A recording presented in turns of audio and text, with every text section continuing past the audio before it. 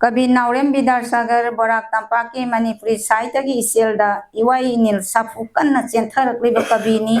नैनरोइनी हंदोक्लोइनी जामना नाहा ओइरिबा कविनी मसागी लाइरिक कया फोंदोक्तुना तंपाक असिगी साहित्य की पुकई चूरबा लनगई अमा ओहनबता नतना अवांगबा थाकी मना अमदी उपाधि कयाना लैतेंगुना मतिक मंगान नायना nganthoi borak tampaki kabini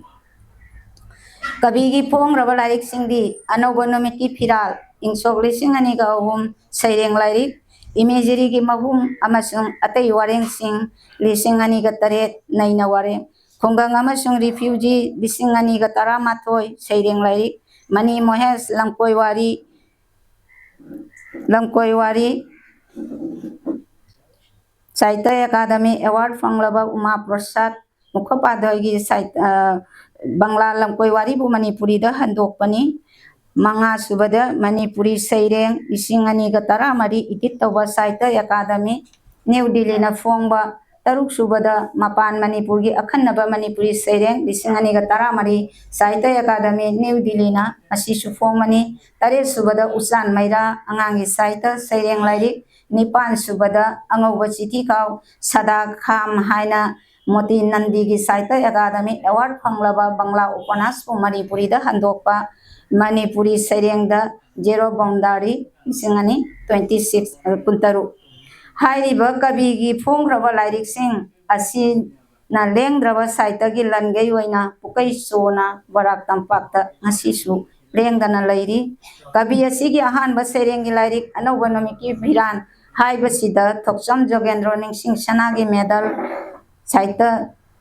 लिसिंग अनीगा तरेता नहारोन साहित्य प्रेमी समिति इम्फाल ना पीबा मना अनि सुब सैरेंग लाइरिक खुंगंग अमसुंग रिफ्यूजी हाइबसिदा सैरेंग लाइरिक असि खेत्री मयुम जाइमा अमसुंग थंबाल देवी निंगसिंग साहित्य मना फंकी मणिपुरी साहित्य परिषद सामना पीबा लैमा अवार्ड सु फंकी लिसिंग अनीगा तरा निथोय खुंगंग अमसुंग रिफ्यूजी सैरेंग लाइरिक असि द लेमजनिंगाई ओइरबा अवांगबा थाकी साहित्य अकादमी अवार्ड लिसिंग अनि तरा मरी द पीदुना इकाई खुमनरी बोराक तंपाकी मंगाल नायरब कविनी नावरेम विद्यासागर अइना ngaसी पाथोक जगदोरिबा पेपर असिदा फोंग्रब कवि की लाइरिक सिंगदगी सैरेंग की लाइरिक अनि खक्तनी अइना लखनचबसेको अनौबन में की फिरांगा खुंगंग अमसुंग रिफ्यूजीगा फोंग्रब कवि की लाइरिक तरासीदगी लाइरिक अनिसी लखनचरी अनौब नुमित की फिराल हाइब सैरेंग लाइरिक असि लाइरिक की मिंगथोल ओइरिबा सैरेंगनी कविना सैरेंग असिदा थमलिबा मियंगदी मरैपाक निंगबगी कथोकपगी मसक्तुनी कंगबा नाइद्रबा सैरेंग अमसुंग मसक्तुनी अमसुंग मसिगा लोइनाना अनौब नुमित की अनौब निंगतंबगी वाखलोन अमबु इखौ लांगजबा अमकी मसक्तुदा टॉप टॉप मेटाफोर अमसुंग इमेजरी ना लेचन हापचंदुना सेमगतचबा सैरेंगनी कविना सैरेंग असिगी अहौब मक्तदा सत्तम ओइना सागतचरीबा वहाई सिंगना मूर्ति ओइना असुमना जेकली कोट मोंगभमदा तुमलिबा मचा सिंगी माराय भक्तगी लेप्तना सिंथरखिबा इखेंगदा लुपलदुना कोलोमना इरक्ति सैरेंग संबुल चेतना पुनसिलबी ममादुना अदुबु नोंगमैगुली नते सैरेंग अनकोट अनौब नुमित की लांजंगदा अनौब निंगतंबगी लांजंगदा चंगसिलक्लिबा नहारोन सिंगी कथोकपा अमदी मखोई की कंगबा नाइद्रबा इरिक इखेंगी इसेलदा कोलोमना लुपतुना ममा मणिपुरना संबुल चेजेना पुनसिलदुना सैरेंग इरी हाइबसी थौना फबा मचा अमदी थौना फबी इमा अनीगी मसक जेकपदा जामना चमना इलाय लायना अपाबसिंगदा सैरेंगी अर्थ असि फवनबा ngami असिगी चुमतकता नोंगमैगुली नते सैरेंग हाइबा परेंग असिना अमुक्का हेना मणिपुर इमागी थमोइदा बलिदान तौरिबा मचा सिंगिदमा तेंथादुना लैबगी महुत्ता सिंगनबगी अकनबा थौना अरेप खोंबा ममदा लेपलदुना मतिक फुदोरपगी मसक्तु मयक सेंगना फोंदोक्तुना खंगली सैरेंग असिगी लोइसिलपदा कविना असुमना सैथारई जाचंगलपदगी उमंगी उपालोपाल सिंगे मरक्ता जारेकलप अंगांगबा फिजोल सेपा मचा सिंगदुना मालंगदा पाइहंदुना जेंगजई मचु तरेना लैतेंगलबा फिरान लोना लोना पुरक्पा मसागी ममागी मल्लबा फने मचे सिंगना निसेल खांगदुना तुजरपा अनकोट मचा सिंगी निंगहन्नबा नाइद्रबा थौना लिंगे अमदी अनौब निंगतंबगी इखौ लांजबा अचेतपा आसागी थाजबा मंगलान अमगी अकन्म फिरेप लौरक्लिबा अनौब निंगतंबा पामजरिबा मसक्तुनी कविना मचु ताना वाहिसिदा सिजिनरिबसी मयेक सेंगलबा सक्तमसिंग अदुना मिटमांगदा अैखोइदा तरु तरु उहल्ले समना हायरबदा कवि नाउरेम विद्यासागर नहा ओइरिबा कविनी कसार अमसुंग बोराक मणिपुर अमसुंग बोराक तंपाकी लैमाइदा थेंगनरखिबा पुंसीना समाज अमदि राजनीति की अमोट थौदो वाथो चरांग खैरांगनाबा मवोंग मरिन नाइद्रबा पुंसीगी फिबम मियोइबगी मरक्ता नुंसीनदबगी उंखतनबा पुम्नमक्सी कविना जेक्लक्पदा सैरेंगी खुयीदा थैदोक हेंदोकना फजबा मसक अमा ओइहल्ली हाइरिबा खुयी असिगी मियेंगदा अतोपा सैरेंग अममु लौखतजरी जोंगमु अमसुंग उमंगी मचे हाइबा सैरेंगसिदा मणिपुरगी ngамखै कायबा जारोय हाइदुना चंगसिलखिबा खोंचेत्ता थवाइना पंथा पीग्रबसिंगबु निंगसिंगदुना कविना असुमना फोंदोकले जुन 19 गी अहिंगदा लमहुइसिंगना ममल पीदुना लैरगा जोसिनबा होनबदा पाइसिलखि मैबुनगुम पिकलबा मसा सरंगसिंगदु मनिंग तमलबा चिंगलाइदुगी खनाउ चरमदा ओथोरखि जोसिन बंगमदना उमंगी मराइबा मचे हयेंगी नोंगदोंदा संगलबा उना चिकतुना तुफांग खपना पाइजगे ngairiba पिकलबा उचेक मचासिंग अदुबुदी नुंसी हैतना जोसिन की नहाकी हिंचारबा पुकनिंगी चिंगलाइदुना उपाय लेत्रबी उमंगसिना तेंथारी ngasisu हिकना सहित सिंह अदुबु हलखो हाइना अनकोट सैरेंग असि मणिपुर की ngamkhai gi wathok amadi masina oyan giba misi minagi thamoi soklaba phibamda kabina thamoi sokna pengdaba phongdokle Manipur पोकलक्पा चाउरक्पा कांगलुप अमगी मियोय सिंगना राज्य सिगी टेरिटोरियल इंटीग्रिटी मांगहन्नब होनरक्पा असिबु कविना मेटाफोर अमसुंग सिंबल सिंगदा आ नुंग यौना जामना लुथना मनुंग तिटना उलई मसिगा लोइनाना मरैपा मरमदंगी ngamkhaibu काहेन्नब होनरक्लिबा कांगलुप अमगी मियोय सिंगदा मैरी थोकलबा साफु कल्लबा मैसा लांहन्नबगी दमक मसीता नतना साथीरबा थमोइनुंगी पेंदबगी वाकत ओइना अमुकसु कविना सैरेंग असिदा वहंग हंगले जोंगमु नहाकी सिंगलीदा पक्तबरा उमंगसिबु नुंसीबगी इरिक अमतंग ओ इकाइबगी फिजोल पुमलौ थोकलदुना मंगले नहाक हौजिकसु जोसिननबा उमंगसिगी मराइबा मचे पाक चारबा अनौबा उमंग अमा सेमजनबा अनकोट कवि विद्यासागर की अनौब नुमित की फिराल हाइबा सैरेंग लाइरिक असि टॉप टॉप खुईगी मसक अमा ओइरिबदी लाइरिक असिदा जाउरिबा सैरेंग बोराक तंपाक नंगबु नुंसी हाइरिबसी टॉप टॉप मसक की जामना फजरबा सैरेंग अमनी सैरेंग असि पर्सनल पोएम हाइना खंगनबा अइबा अदु नतबा फर्स्ट पर्सन द इबा सैरेंगी खुई असि सिंथानिंगाई ओइरि पर्सनल हाइबा वहाई असि मक्ति लैटिन वहाईनी वहाई असि की अर्थना माइखुम मार्क्स हाइबनी समना हाइबा जाबदी पर्सनल नत्रगा मार्क्स हाइबा वहाई सि अइबा मन सेमजबा वारी लीरिबा खोंजन वॉइस अदुबुनी मकुत्ता कोलम पाइदुना इरिबा मी ऑथर अदुनते ऑथर अदुना सेमजबा कलागी खुसेम आर्टिस्ट क्रिएशन एजुम आइडेंटिफाई अदुबुनी सैरेंग असिदा कवि विद्यासागर न सागतजबा अई हाइबा फेक्शन अई अमना लेप लेतना वांगांगदुना मपुकनिंगी वारोल कयामत तमथोखली वांगांगलिबा अई असिना सैरेंग असिगी पर्सनल हाइबदु सैरेंग असिदा ओइरी वांगांगलिबा मवोंगसि जेंगलगा नंग हाइना कौरिबदु तारिबदुना खुमलक्त्रबदा ड्रामाटिक मोनोलॉग की मसक अदुबुसु सैरेंग असिदा उबा फंगी सैरेंग असिदा कविना जामना पुकनिंग थमोय पेना नुंसीजरिबा बोराक तुरेन असी लैपाक अमदी मियोइबगी ताइबंगपान अनीसिगी मरक्ता खल्लिबा तुरेल अमा ओइना सिंथादुना JEE Matang असिदा poem high नत्रगा persona असिना अहिंगबगी ताइबंगपान लैदुना तुरेल वांगमदा चतख्रबा माना नुंसीजरंबा ममा मपा मरी मता ओइजरंबा मियोइ कयामा निंगसिंगलुबदा ममित्ता पिरांग सिंथदुना अवाबा खांगदुना लैबदु मयेक सेंगना कविना विद्यासागरना सैरेंगसिदा असुमना फोंदोकली कोट हियोनबा लमलानबा अमना हि थांगदुना हिदेन ताफमदा अइबु ngairiबगुम खलई तोरबान अमदगी तोरबान अमदा लानथोक लानसिन असिरने पुंसी हाइबदो चांगजौ नाइद्रबा पाकलबा इपाक्ता मदो लमांगनरी हिरोइगुम इनाक्ता खु तुंबक तासिन्दुना फमलिबा खु तुंबक तासिन्दुना फमलिबा अइगी थवाइदा नासोन पिकना हाइरुई चानरबा मरुप चटलेसिने कदाइदनो इबानी अनकोट हियोनबा हि अदुना तोरबान अमदगी तोरबान अमदा लांथोक लांजिन तौदुना लैरिबा असिना लेपा नाइदना सीदुना लैरिबा मियोइबगी पुंसीबु निंसिंगली मसीदगी पुंसी हाइबा असि मतंग मतंग सीदुना लैरबा असीबनी हाइना अमुकसु खंगली सीबगी वाखल फुंबंगनरक्लबदा पोयमाय असिना पोथाबं खंगलत्रबदा मफम खंगदबा लमदम माइकई पांगना चनिंगलपदु सैरेंग असिदा फावरपदु उलई मथंता हंगजबा पाखुम फंगद्रबा थमोय सोकपा उपाय लेतना तौफम खंगदना लैहौबगी मतौ सैरेंग असिदा कबिना जेक्तुना उहल्ली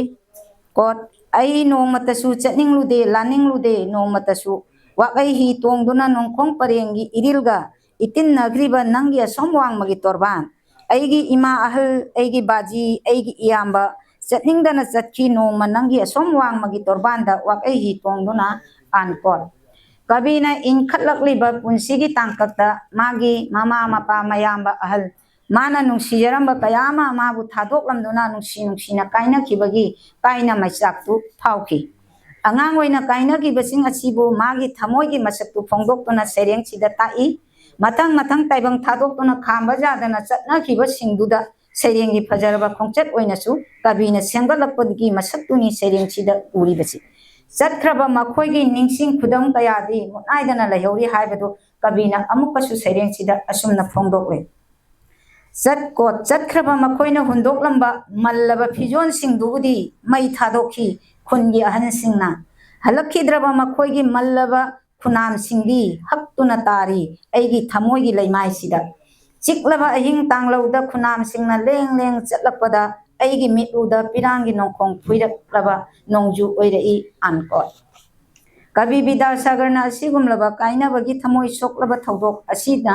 सैरेंगी हौरकफम ओइदुना सैरेंगी मूर्ति ओइना थोरक्खिबनी बोराक तुरेंगी इचेलसिगी मरुमदा काइनख्रबा थवाइसिंग अदुबुदी उहंदना थमलगा मखोइगिदमक थमोइ काइना लैहौबा माबुसु लाओ हाइना मखोइसिंगुना कौरपगुम खंगलबगी मसक असिना अहिंगबा ओइदुना लैदुना सैरेंग असिगी लेंग्रबा मूर्ति ओइना लैरी कविगी सैरेंग ई तैरबा नुंगालमदाय हाइबसी लालहौबा अमसुंग निंगतंबगी स्पिरिट अमदी जेक्लिबा सैरेंगनी अयुक्की नुंगालपा मतंग खुदिंगदा लालहौबगी इखेंग तैरबा पावना नुमित खुदिंगी खबरगी चेनादा जाउदुना लाकपासी जामना नुंगाइत्रबा पुंसीगी सतम अमनी हाइना कबिना सैरेंगसिदा असुमना छैथारकली कोट अईसु हिसाब पाबा ngamde नुंतीगी खबर चेदा ई तैदुना तारिबा पुंसीगी महाउ तंखिद्रबा मखोइगी लाइरिक ओराइबा जागनी करमना चेना अमगी मथंगदा चेना अमा हांगदुना थोंग लोनसिनदुना का मनुंगदा ई तैरिबा मखोइदो मरालगी सदुम मचेत अमतंग चिखिब्रा मचिंदा संगलबा उना नत्तना अनकोट सुमांग मतोंदा ई तैरबा नोंगालमदाय अदु नोमित खुदिंगी लाक्तुना लेपलरिबा असिदा मराल लैरिबा अदु कनानो हाइबदी खंगबा ngamdaba अवाबगी मसक अदु कबिना सैरेंग असिदा जेक्ली अचुमरान लैत्रबा नोंमै चिंगदोना अचुम्बा सक्तुना लैरबा लमदम असिदा मिचंगी पुंसीगी मराइबक्ति नोंमैना लेपतुना लैरे हाइबदु फोंदोक्तुना अमुकसु सैरेंग असिदा कबिना असुमना छैथारी कोट इखेंग तबु खौरांगबा निंगतंबगी खौगंगलबा चिंबांदा ई खुजोक अमतंग बलिदान तौदना करंबा जुक्ता कनागे अनौबा इतिहास की अनौबा लमायमा हांगख्रबगे मरु निंगतंबगा इखेंगदी हक्चांग अमतनी ममिंगदी तोंगान तोंगानबनी अनकोट कबिना सैरेंगसिदा उलैबसी निंगतंबगी वाखल अदुबुदी काउख्रो मांग्ख्रो हाइबा जादना सुमक लैरी हाइबदु ताई निंगतंबा फंगबगी अमतंग ngairaba lambisu ई तैरबा लंबी असि नतना अतोप लंबी लैते हाइबदुसु फोंदोक्ली निंगतंबा हाइबसी इखेंग जाउदना फंगिबसु लैते हाइबसिसु कबिना सैरेंग असिदा मयेक सेंगना ताकले मरम मदुना कवि विद्यासागरगी पोएटिक डिस्कोर्स असिदा ई तैरबा चिंगलैपाक असिगी मराइबक असि निंगतंगे हाइरबदी इखेंग सिंथबा ताय ई खुजोक खुजोकी बलिदान कटपा ताय हाइबदु सैरेंगसिदा मतिंग लैना कबिना जामना थौना फना फोंदोक्ले कविगी अनीसुब सैरेंग लाइरी खुंगंग अमसुंग रिफ्यूजी हाइबा सैरेंग लाइरी असिदा जाउरिबा पांगोंग पांबी हाइरिबा सैरेंग असिदा मियेंग चिंगसिंजरी पांगोंग पांबी हाइरिबा सैरेंग असिदा कबिना वाहै असि जामना मरु ओइबा पोलम अमनी हाइबसी खंगनबगा लोइनना पांगोंगी मसक्सी ताकनबा खंगहन्नबा जामना चेक्सिन्ना सागत्तुना सैरेंगसीदा फोंदोरई समाज असिदा तोंगान तोंगानबा लाइटिनगी थौरम कयादा सिजिन्नदबा जाद्रबा पोलम चैरम कयामुक्ति लैरी हाइबसिगी मसक्तुनी कबीना होनरईबसी मधुसिंगदगी मनुंगदा सीबा नाबा थोकलक्पा नातै चादबा मिसी मिना थौदो वाथोका मरी लैनबा कयामा ngasi समाज असिदा लैरी चटनदुनासु लैरी चटसु चटनरी हाइबसी कबीना जामना मयेक सेंगना फोंदोक्ले हाइरिबसिगी मनुंगदा पांगोंग हाइबसिसु तंगाई फंगना चंगदबा जाद्रबा पोलम अमनी हाइबसी सैरेंगसिदा मयेक सेंगना कबीना सैथारदुना ताकले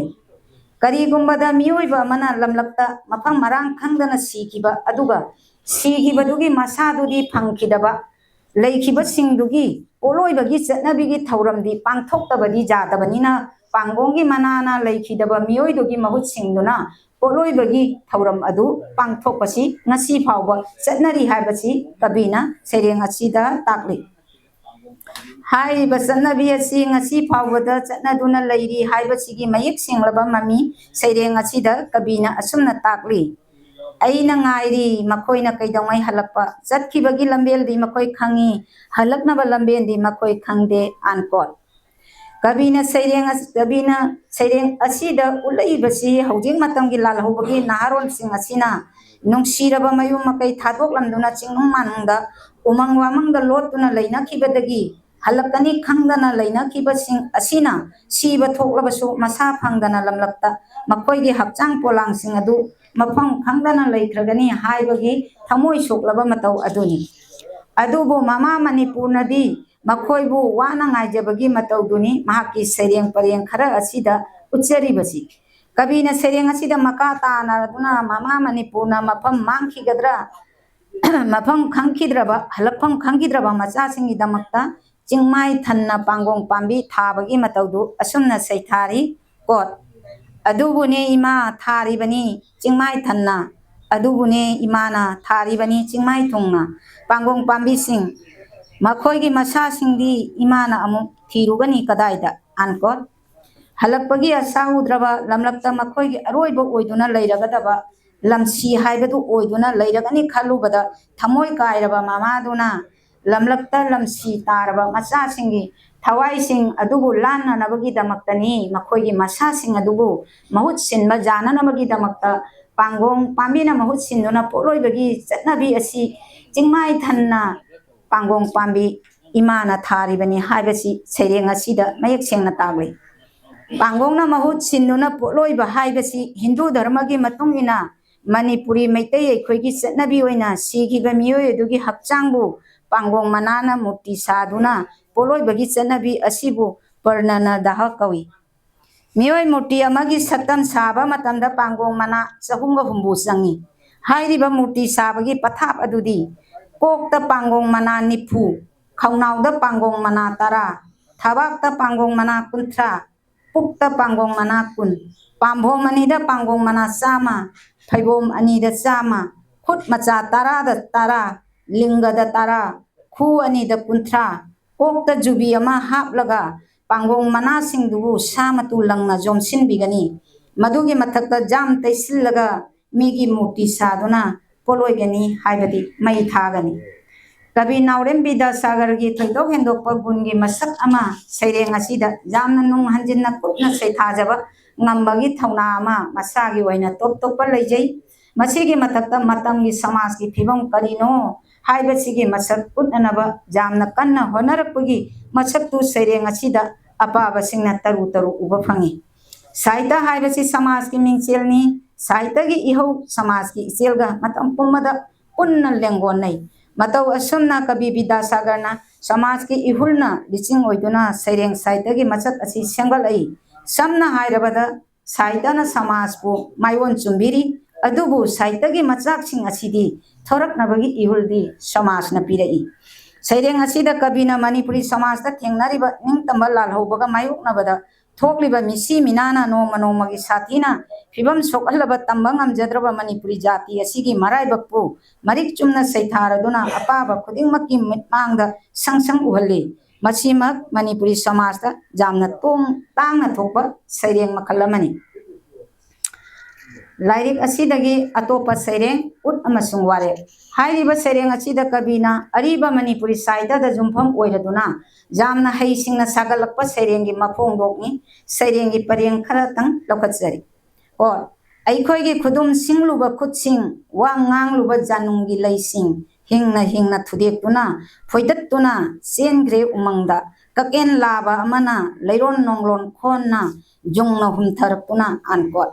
सैरेंग असिदा जोइमोंगबा ताउटिंगमांग मचिंग मनाव अनीना काकेन मिंगंबा हातखिबा तुतेंगलोन हाइबा लाइरिक अदुदा जाउबा थौदोक अमगी वारी परिंगबु पुसिल्लतुना मखुत मसा मरैना चिंगबा ngamnamak लोइना कथत्पिग्रबा मयुम लैत्रबा मिचम प्रजा सिंगना लान हौनबा वारेप लौरकपगी फजरबा सक्तमदु कविना चेक्तुना उहलई मदुदी अदुंगै जोइमोंगबा ताउटिंगमांग अनीना टेक्नौ तोंथांगबु साब इमागी जाथंग मतुंगिना थांगलेन जायोइबा तेंबी जायसुबा साखिबा अदुगुमना हौजिकी मिरोलना लान तौबा सेम सादुना अखंगबा कनागुंबदगी अफबा पौताक असेंगबदु लौदुना लानगिदमक थौरांगी सेम सानबा इंगित पीरदुना सैरेंग असिदा खंगल्ली कवि नाउरेन विद्यासागरगी अनीसुबा सैरेंग लाइरी खुंगंग अमसुंग रिफ्यूजी सैरेंग लाइरिक असिदा कविना ताकलिबदी मणिपुरी हाइबा मियोय कांगलुप असिगी मसागी ओइबा टॉप टॉप सक्तम कयासिंग असिना थादोंनबा जाद्रबा पुंसिरोनगा सागोनबा सक्तम मयेक सेंगना लैजरी हाइना फोंगलोई मसिगा लोइनाना जाति असि अपिकपा फुरुक मसिंग जामजदबा ओइरबसु कांगलुप फुरुक असिगी दमक साहित्यदा खुद थारिबा कविना जाति असिगी मिहुन उतना सेनजरदुना सेक्शनना सैरेंगसिंगदा मियेंग थमलकले जाति असिगी फुरुक कांगलुप असिगी येलोंगैदगी लैजरक्लबा चटनबी थाजनबी कला संस्कृति चिंबुंग साहित्य अरीबा साहित्यगी पुआरी तापुनुंगी वारी सिंबुल सिंबु अमदी समाज अचिबु मुन्ना मसक खंगबगा लोइनाना मियेंग लुथना थमलई समना हाइबा तारबदी कवि असि हिस्टोरिकल सेंस लैना मागी सैरेंग सिदा खुद थारई कवि विद्यासागर इमेजरी दंगावजबा कविनी अयुग नुमिदांगी मतमदा nganna saknabada sijinariba wahai wata asina साहित्यगी ओइबा लोन ओइना सिजिनबदा पेनबा ngamjarakte maram maduna jati asigi manipuri longi mapan naidraba chinbung साहित्य amadi pukai chona leiraba ariba साहित्यगी आ thanungda changsinuna अनौब लोन मसिगा चानबा मफोंदोक अमगी फजबदु कन्ना थीबा हौरई कविना मागी सैरेंगी लोंदादा थमलिबा मियेंग जामना चेक्सिल्ली लोइनाना ओंथोकना सुकुपी वाही खनबदा थोइदो हेंदोकना हैसिंगी अमदी मसिगा लोइनाना मफम चाना चाना वाही सिंगु लैरांग परेन लेंसिनबगुम लेंसिनदुना थंबसु जामना है कवि विद्यासागरना सैरेंग लाइरिक असिगी अहानबा लमाइमक्तदा सिजिनरिबा कविगी वाहैना अपाबा खुदिंगमक्ता जाति कांगलुप असिगी मचुताना फजरवा साहित्यगी मसक्तु जामना मयेक सेंगना लांथोरई और नुरागी हिगोक कुंबालई समु खुदम थीना सिंगेन सेथना लैरांग खाइथना लैवाइना क्रबी चरई खोंगलम थुंगदना मालौ तांगजल लुरमदसु थुंगदना लुखाक सामन लागुम सोइरबी चेकला लिक्सी थारांगबी चिंचोंग खुनु लमलैमा सिंगदा अनकोट कविना परेंग मते खरा असिदा जाति असिगी अंगनबा मतंगी इवाक मासिंगना सिजिनरमलिबा प्रमाण पंथै ओइनसु तौबा वाहिसिंग अमगा जाति असिगी साहित्यगी थाक कयाम जामना वांगना लैबगे हाइबदु मयेक सेंगना खंगल्ली मतंग असिदा जामना फजरिबदी वाही परेंग खरसिना लोइबा नाइद्रबा नैनरोइगी मसक ओइना अपाबा सिंगदसु ओइहल्ली ताबदा इकायबा पोपा पनबदा तुजुंबा फावहनबा जामनामक जेंगै ओहैद्रबा थौदो ओइना लौनरिबा नुपी ओइबिसिंगु नमदुना इज्जत खोंगाउनबिरगा ओंथोंना तमथीबा मोंगदा हातोकपिग्रबी थवाइसिंग अदुगी मफमदा कविना थवाइ पेंजना कथोकचरिबा सैरेंगी परेंगसिंगी अरीबा साहित्यगी लोंदादा नापु ताबा मानबा वहै नातै खरबु सेमदोक सादोकलगा थमलक्पा कविगी जामना चंखोना निंगसीजरबा वहैसिंग असिना अपाबा सिंगदा नोंगाइबगी इथक अमसु हवल्ली मसिगा लोइनाना हौग्रबा मतंगी अरीबा मणिपुरी साहित्यगी फजरबा सक्तम अमबु नहौनना निंगसिंगहल्ली मसी बोराक तंपाकी अतै कविसिंगदा जामना तोइना थेंगनदबा टॉप टॉप मसक्की महाव अमनी हाइदबा ngamde मसिंग खंगद्रबा मिसी मिनाना तोइरबा मिसी मिना तोइना थोरकलबा मिहात मिपुन्ना पिक थल्लबा समाज असिगी सक्तमबु सैथारपदा असैबना लैबाकी चफु मचेत चफू मचेतसिंगदा तुरेन मपानदा चाइना तारिबा लेपाकना साबा मैकोई चफूगी अकायबा मचेता तारिबा इसागी ममीदो उरगा कबीना असुमना सैथारई कोट तोरबानदा चाइना तारिबा इसिंग तुंगलिबा लेपाकी चफू मचेतसिंगदा उरी अईगी इमीसिंग से अईगिनी अदुबो अईदी इतोमतनी तोरबान सिददी अई चतखिबदा इमीसिंग से अमुक उबा फंगलरोय मतमदुददी लेपाकी चफू मचेतसिंग से अरेमनी अनकोट लेपाकी चफू मचेत हाइबा सैरेंगदुदै लोकचबनी सैरेंग असिना खंगलिबची कवि महाक्सु नोंग नत्रगा नोंगमदी सोयदन असीबगी खयाता तारगनी हाइबगी मिपाइजबदु सैरेंग असीदा उहल्ली लाइरिकी मिंगथोल ओइरिबा सैरेंग खुंगंग अमसुंग रिफ्यूजी हाइबा सैरेंग असीदा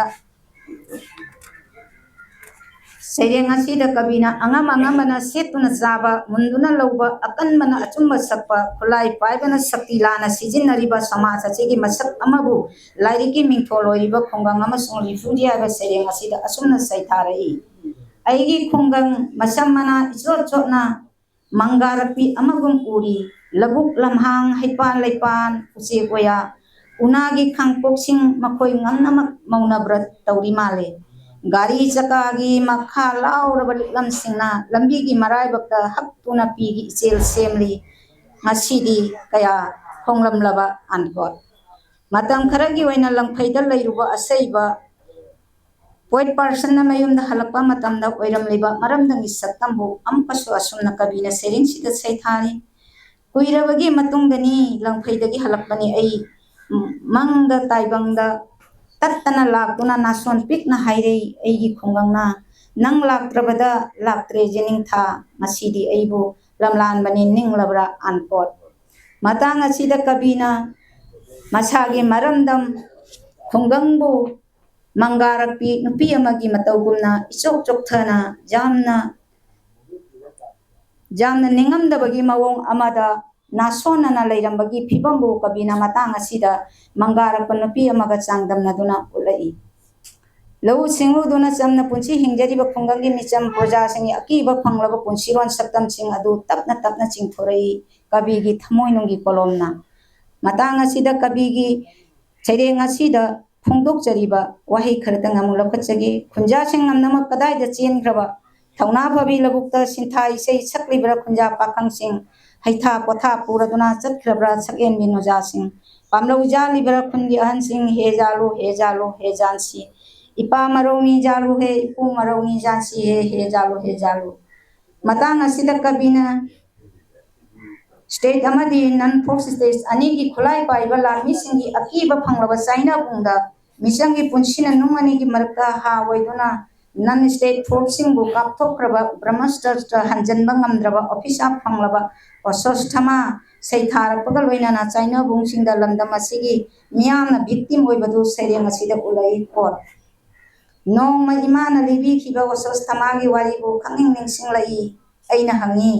नखोई ब्रह्मस्त्र हंजनबा ngamdraba असोस्थमा ngakara तमथीरबा अभिशाप अमा फंगदुना उमंग वामंगदा कोचत चतुना नपुंसी लेलिब्रा नत्रगा नखोई त्रिशंकु ngakara कभी भी दर्शगरगी लई थीबा हाइबा सैरेंग असीदा जाउरिबा साई लई हाइबा असी लमदम असीदा थोकलिबा मिसी मिनागी तमथीरबा थौदोकसिंग असीदा थोखननिंगदबगी साई लई थीबा चटपा सैरेंगी मसक असी ओइना लई थीबा हाइबा सैरेंग असीदगी अमु लखचगे साई लई थीबा चलीबा तम्बा नुपा असी नुमिना थोकलपदगी जुमथोंग खुदिंग थीरुबदा लैरांग कयादी सातुना लैरंबा थेंगनरखी अदुबु साई लई हाइरिबा लई असिदी थेंगनखिदे लईगी साफम खंग्रबदा कदाइदा थीरुनी तौफम खंगलत्रबा मतमसिदा नुमित कापा लाइरिकी वारीदा जावबा वाना साबा तेन ओराइदुना निंथौ मचिन मनाव कापथुनबा होनाखिबा वारीबु कबीना सैरेंग असिदा लौसिनदुना सैरेंगी इल्यूजन थोखल्ले तेन ओराइखिबा ख्वाइनुंगम पिबाबुना सैरेंगी इल्यूजन ओइना लौकपदा फजरबा इमेजरीगी मसक ओइरई कबीना सैरेंगसिदा मसिबु असुमना सैथारी कोट खुलगी जुमदों पोक अमदा चंगी लोयारंगी साफबा तम्बा नुपा अमना साबा लिरुंग तेन पाय खोंजी तिंगना लका तिमै लाकना वैरा तेन ओराइरी अइना हंगरुई को खुंजा साई लई सातपरा साफब तंब नुपादुना खुमलई सही लेयांगी अचंब लई नते खुलप लेरक्ता सालोये अनकोट नुमित काप वारीदा जाउबा लेबाकी निंगथौ ओइदुना लेंगांगलिबा नुपा अमाबु कापथुनबा होनरपदा टेन ओराइदुना लेखिबा वाइनोंजम्बम पिबागी इल्यूजन अदु मिटना उबा imagery ओइना सेरेंग mateek sida kabina sagatuna ulai ten orairiba nupa asina leigi sapam hanglubada illusion singi pareng wahangi saktam oina amukka asunna jeklakli hayu chingda satpra kabu chingda satpra thangjing chingda satpra phairada thelamba kakhraba lurena onba melai leisnagum satpra natraga asau khambi meina chakthek tuna tingbai ningthau pawhang chetna madom hingphoi phajat charaba toklen na onba kwakleibum satpra asumna kabina illusion amagi marakta leirang kayagi illusion mayam matang hapchin duna sai lei thibagi khongchet achi apa basingda fajaraba illusion mari haptun duna sai lei masak achibu awang bathakta thangatuna thamle ten orai riba nupa asina mana orai riba ten asina soida ngamdana matang palhaningba punamaktu kapthunaba mapungningi achetpa phirep lauraduna orai riba dugi masak asumna phongdoktuna ulai haujiti waira ten orai ri korou numit amada aigi taloi marumbigi koktaktagi lelung tore polang lulen kakkani korou numit amana magi somlang manasing leicha khaina pangani korou numit amana langchu langcha thara khaigani asigumlaba khwainong chembam pibagi ten orai bagi illusion asi sairengi khongchat samna handuna mana ten orai bagi Taramathoi ni suba numittadi tala pamen mathakta sailei satli haina khanduna sailei satkadaba tangpham tamba nupaduna haraujakhiba mataudu mayek singna kabina magi sereng sida saithaduna takle kabi naurem bidasagar gi leithiba haiba sereng sida jawiba tinggang panba sain lei asi jati asigidi ichamchamba lei nate lei asigi masa amatangbu jungi thongjinda thethlabadi timu laimu changba ngamde mahu mayai chami haina maitei manipuri jati asigi thajanaba oina ngasi phawda leiri wakhalona chi kabina mafam chana pusilaktuna seirengi masak asi phajahanba tanatana leiron haiba lairikta jawba leigi wari singun amagi thaudok pareng amabusu nawhaunana apaba singda ningsing hale tauna paba khwainang chungbam pibana hu teiraba tenjeina ikheng tanghangiba amadi ikheng maraktagi sailei usa singda pumyom jomna sakhanba ngamlabadi sakti paiba singna naihat piraba amadi misi mina tamthiraba thaudok mayam sidagi kanbang ngamgani haibagi top na phajaraba miyeng ama kabina sereng sida uba phangali kabi naurem bidasagar manipuri tampakta thokliba awa ana misi minagi thaudok kaya si mathamoida kawngamdana chaina khol oina leiriba singdu serengi khuida paudamduna khangaliba borak tampaki singda ningai weraba kabini naharo lalhobagi saklon kaya kabina makhoigi oritoren dimes mayek sengna phongtokpada tongan ba serengi saktang kaya hai singna phajabagi masak kaya masak jamna phajana uba phangi asiguma serengi khuising asi apaba singi nungaiba mahau ama sereng khuding makta phawan bangami pumnama asigi matakta historical sense leina apaba singbu magi serengi khongchat asiga iroina duna koipu buduna satnaliba kabini nainaroini handokroini borak tampakki singthani ngai kabini kabi naurem bidasagar pumnamapu amuka hana khurumjari